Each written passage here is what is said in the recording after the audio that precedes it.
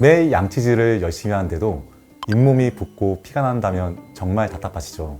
잇몸 건강, 양치질보다 더 중요한 게 있다는 사실 알고 계셨나요? 바로 우리가 매일 먹는 음식입니다.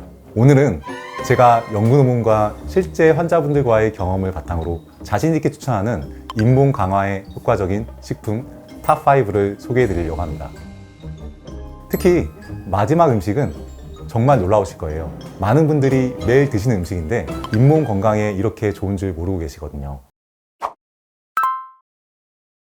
안녕하세요. 통합제약과 전문의 인플맨 김정기 원장입니다. 우리 입속엔 구강세균이라고 하는 작은 생명체들이 혀, 치아, 침 속에 살고 있습니다. 평소엔 우리 몸과 균형을 이루면서 잘 지내지만 피곤하거나 생활 패턴이 바뀌면 문제가 생길 수 있는데요. 그것이 바로 대표적인 잇몸병이라고 불리는 치주염입니다. 치주염은 구강 내 세균들이 잇몸과 치아 주변 조직을 공격하면서 생기는 염증인데, 여기서 중요한 포인트는 우리 몸의 영양 상태가 이 염증을 막는 데 큰 영향을 준다는 거예요. 우리가 먹는 음식들이 우리 몸의 에너지를 채우고 면역세포들의 활성화를 도와주거든요. 그렇다면 잇몸 건강에 좋은 음식들은 뭘까요? 오늘은 맛있으면서도 잇몸에 효과적인 5가지 음식과 적정 섭취량을 알려드릴게요. 끝까지 보시고 건강한 잇몸 챙겨가세요. 염증성 질환에 가장 큰 영향을 미치는 영양소 뭘까요? 바로 지방입니다. 지방은 세포막을 만들고 유지하는 데 필수적이고, 그 중에서도 다불포화 지방산이 중요한 역할을 해요. 문제는 우리 몸이 이 지방산을 스스로 충분히 만들지 못하기 때문에 반드시 음식으로 보충해야 한다는 건데요. 특히 오메가6와 오메가3 지방산의 균형이 관건입니다. 오메가6는 염증을 유발하는 물질을 만들고, 오메가3는 반대로 염증을 가라앉히는 물질을 만들어 균형을 맞춥니다. 하지만 현대인의 식단은 가공식품류를 많이 섭취하기 때문에 오메가6 과잉, 오메가3 부족 상태가 많습니다. 이럴 때 오메가3 섭취를 늘리면 염증이 줄어들고 몸이 건강해질 수 있는 것이죠.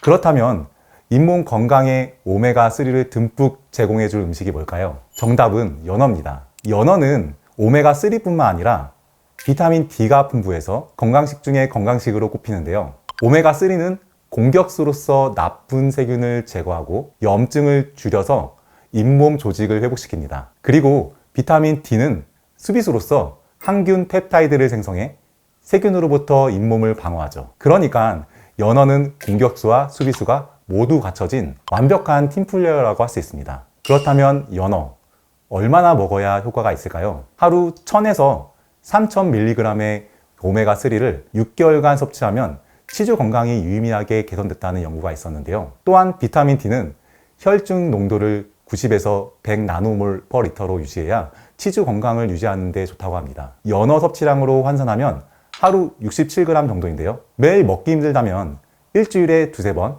150g씩 드시면 효과를 보실 수 있다고 합니다. 단 연어에는 퓨린이 포함되어 있으니 통풍이 있는 분들은 주치의와 상의해서 섭취량을 조절하실 필요가 있습니다. 두 번째는 바로 카테킨인데요. 카테킨이 뭐지?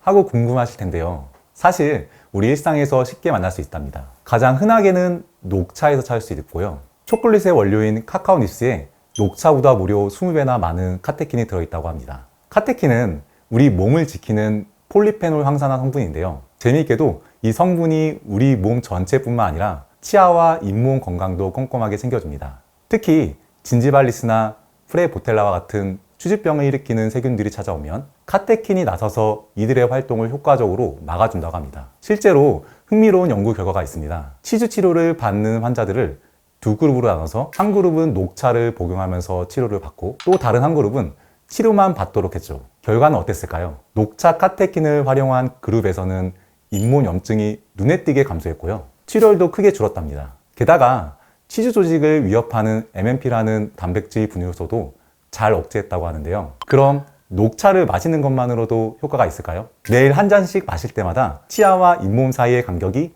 0.023mm씩 줄어들고 출혈도 0.63%씩 감소한다고 해요. 작은 변화지만 꾸준히 하면 분명한 차이를 느낄 수 있답니다. 다만 몇 가지 주의할 점이 있습니다. 녹차는 하루 3잔 정도가 적당합니다. 그 이상 마시면 철분 흡수에 영향을 줄 수 있거든요. 그리고 임신 중인 분들은 잠시 피해 주시는 게 좋아요. 또한 치태가 녹차색을 머금을 수 있기 때문에 치아 착색이 걱정되신다면 양치질을 잘 해주셔야 합니다. 이렇게 우리 건강을 조용히 지켜주는 카테킨, 오늘부터 녹차 한 잔으로 시작해 보시는 건 어떨까요? 혹시 알고 계셨나요? 비타민C의 왕이라고 불리는 레몬보다 이것이 2배나 더 효과적입니다. 세 번째는 키위인데요.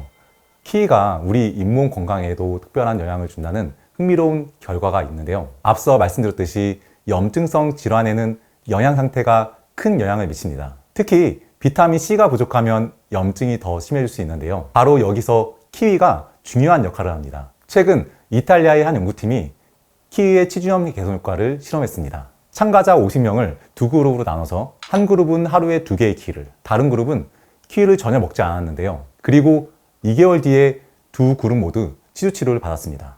결과는 어땠을까요? 키위를 섭취한 그룹에서 놀라운 변화가 있었는데요. 치은 염증은 크게 감소했고요. 특히 잇몸 출혈이 6.67%나 줄었답니다. 치태도 감소했으며 그 이후에 치주 치료의 효과도 더 오래 유지되었는데요. 그 많은 과일 중에 키위가 특별한 이유는 뭘까요? 비타민C의 왕이 키위이기 때문인데요. 앞서 말씀드린 것처럼 비타민C가 풍부하기로 유명한 레몬보다 2배나 많은 비타민C를 함유하고 있고요.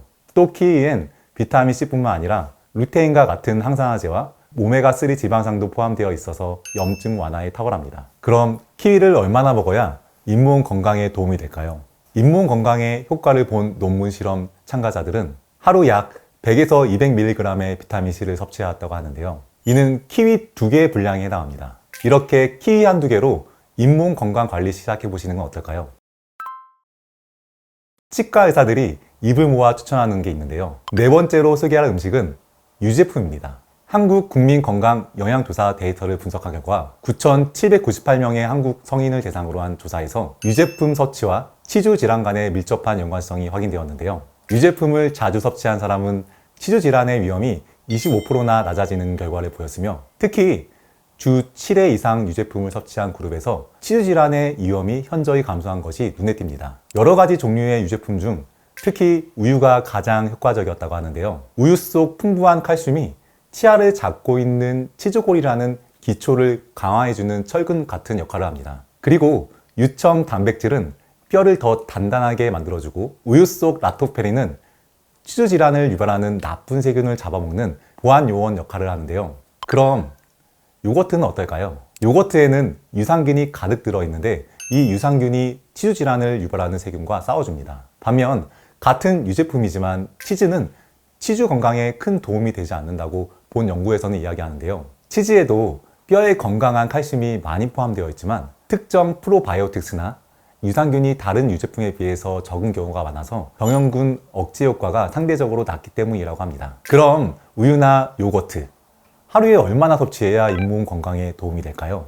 우유는 하루 200ml 이상 꾸준히 섭취했을 때 치주 질환 위험을 약 25% 낮추고 치주골 골밀도 강화, 잇몸 염증 완화 등 추가적인 효과도 있었다고 합니다. 종이컵 한 컵이 180ml 정도니까 매일 그것보다 조금 더 섭취하시면 되겠네요. 그리고 요거트를 기준으로 했을 때 우리가 마트에서 쉽게 보는 이 작은 사이즈의 컵이 80g 정도 되니까 매일 요거 작은 거 하나씩만 꾸준히 드셔도 도움이 되실 겁니다. 마지막 음식은 바로 견과류입니다. 사실 논문 연구 결과에 따르면 견과류는 잇몸 건강에 직접적으로 긍정적인 효과를 가져다 주진 않는다고 해요. 오늘 견과류를 소개해드리는 이유가 뭘까요? 우리가 단 거 먹고 바로 양치를 못하는 상황일 때 견과류가 유용하게 작용할 수 있기 때문인데요. 우리가 보통 단 음식을 먹고 나면 입속 pH가 4.3까지 급격하게 떨어지는데 이 상태는 매우 산성이라 치아에 해로울 수 있습니다. 하지만 견과류를 섭취하면 pH가 빠르게 회복되는 것을 확인할 수 있었는데요. 특히 땅콩이나 호두 같은 견과류는 설탕으로 인한 치아 손상을 줄이는데 매우 효과적이었습니다. 단 거 먹고 양치하기 귀찮거나 혹은 양치를 할 수 없는 상황이라면 갖고 계신 견과류를 좀 씹어주시면 충치가 생기는 시간을 늦출 수 있다는 유용한 꿀팁입니다. 견과류에는 단순히 산성도를 줄이는 것 외에도 다양한 영양소가 포함되어 있습니다. 예를 들어 비타민 E, 특히 알파 토코페롤 성분은 항산화 작용을 하여 잇몸 건강에 긍정적인 영향을 미칠 수 있습니다.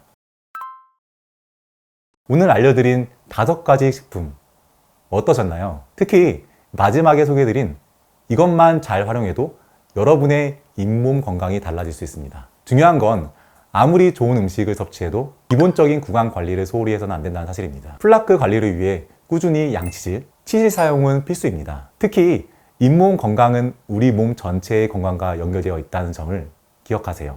구강 관리가 제대로 되지 않으면 치주염뿐만 아니라 심혈관 질환, 당뇨병 등 전신 질환으로 이어질 수 있으니까요. 또한 과유불급이라고 아무리 잇몸 건강에 좋은 음식이라도 내 몸 상태에 맞지 않게 과도하게 섭취할 경우 균형이 무너질 수 있으니까요. 평소 전신 질환을 앓고 계신 분들이라면 더욱더 특정 영양제를 복용하거나 식단을 바꾸기 전에 반드시 주치의와 상의하시고요. 건강한 식습관과 올바른 구강 관리로 스스로의 건강을 지켜나가시길 바랍니다. 잇몸 건강은 작은 실천에서 시작됩니다. 지금 바로 오늘 소개해드린 음식을 하나 골라서 가족들과 함께 건강한 하루를 시작해보세요. 이 영상이 도움이 되셨다면 좋아요와 구독 부탁드립니다. 다음 영상에서는 제가 실제로 경험한 극적인 잇몸 치료 사례를 공개하겠습니다. 여러분의 잇몸 건강 고민도 댓글로 남겨주세요. 재미있고 또 궁금한 주제가 있다면 다음 영상으로 준비해 보겠습니다. 앞으로 건강한 미소를 위한 유익한 정보로 찾아뵙겠습니다. 감사합니다.